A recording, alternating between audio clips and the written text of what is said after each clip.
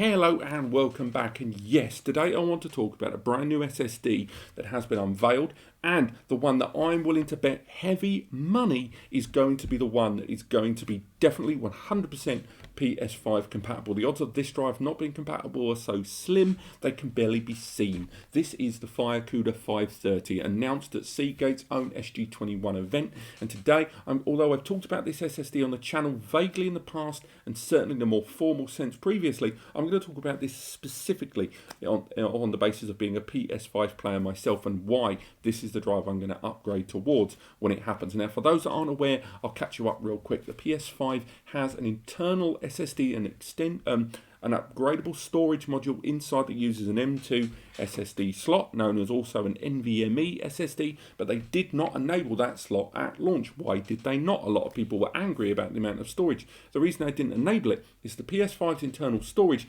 goes up to, in compression, up to a potential 9,000 megabytes per second internally with compressed data. Now, they didn't want people to go out and buy SSDs that were not, it wasn't possible for them to reach those speeds at the uncompressed level. The reason being that if people bought an SSD, put it in their PS5, it would make latency very high, that's the responsiveness there, and also reduce speed and lead to online gameplay being disrupted, and ultimately people spending money on an upgrade that wouldn't be compatible with their system in the long term as more and more games came out. So they kept that system disabled, hence why you can see my other videos. But the Firecuda 530 and definitely some of the more recent SSDs are the ones that when PlayStation enable that feature, they will be picking those drives. Now, we still don't have any idea about the compatible drives out there, and definitely the latest generation of PCIe Gen 4x4 SSDs are going to be the ones. But up until today, these two drives here were the ones that I said were pretty much going to be the go-to drives. They are the Samsung 9.8 Pro and the Seagate Firecuda 520. There is another drive, the WD Black SN850, but that one has kind of dropped out of people's radar for a few reasons recently. Now, although when Sony enable this feature on the PlayStation, those drives may well be supported because their performance goes all the way up to around 7,000 megs, it has to be said that this new SSD is where things have changed. Now, this new SSD, this isn't it, but this is pretty much what it will look like.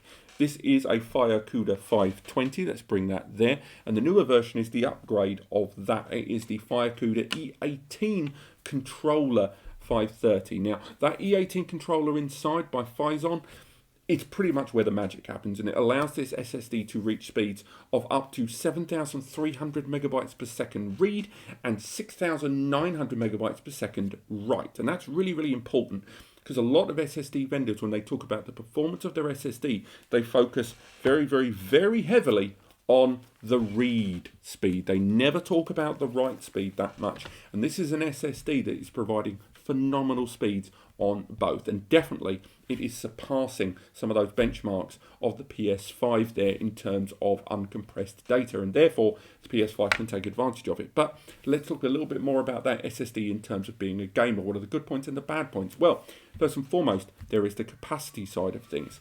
Now, the Firecuda 530 SSD, much like the units that came before it, is available in a variety of capacities. And one of the things that really impressed me is even at launch, it is arriving in a 500 gigabyte, 1 TB, 2 TB, and a 4 TB drive. I really did not see that coming.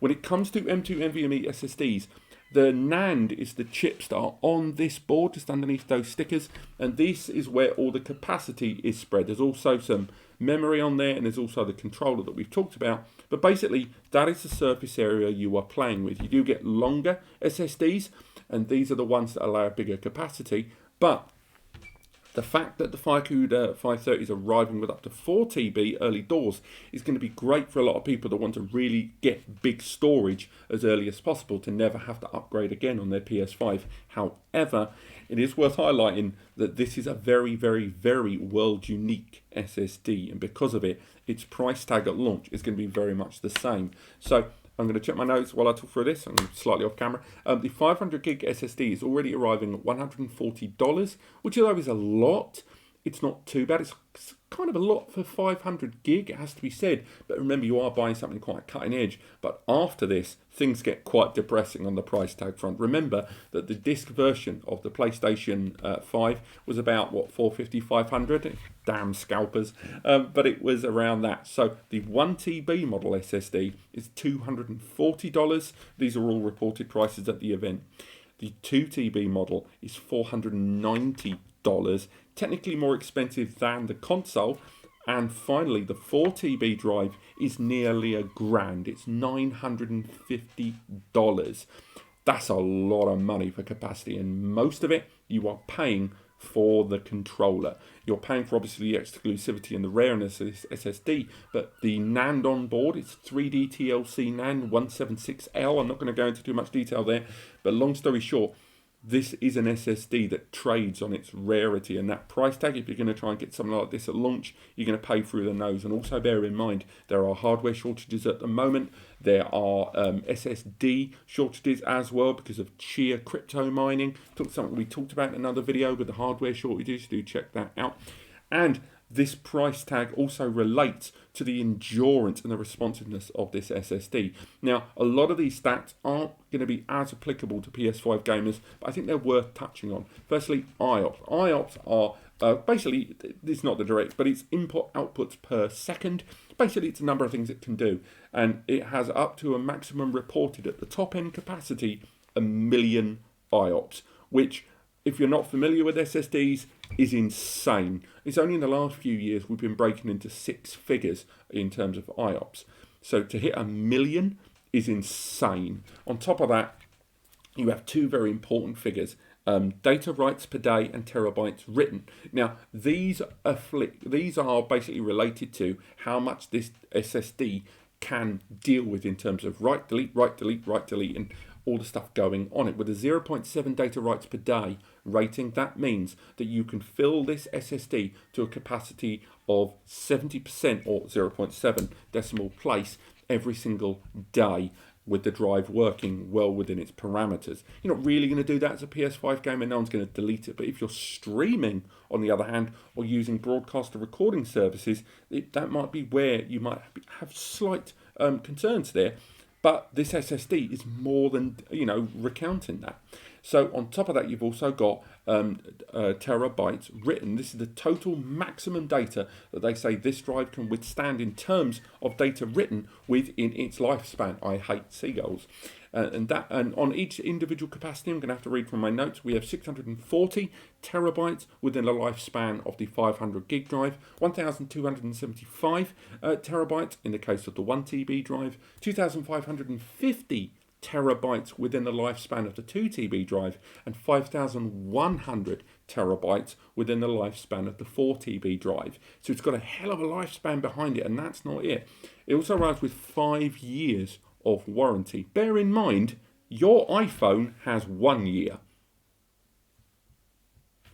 5. But it's not just that. It also arrives with data recovery services. Now, for those that have ever used data recovery services, they cost. They really cost. And this drive arrives with 3 years of data recovery services included. Their rescue service, we've done videos about it before when we've bench tested a drive that we destroyed intentionally, but also did some delete recover stuff. And if you're a gamer that really prizes your data, those extra data recovery services, they might well make up for the price difference there when you're spending quite a lot for the 500, 1TB, 2TB or 4TB drive. Now, again, we've made another video where we've gone to a lot more tech spec, a little bit more about the Phison.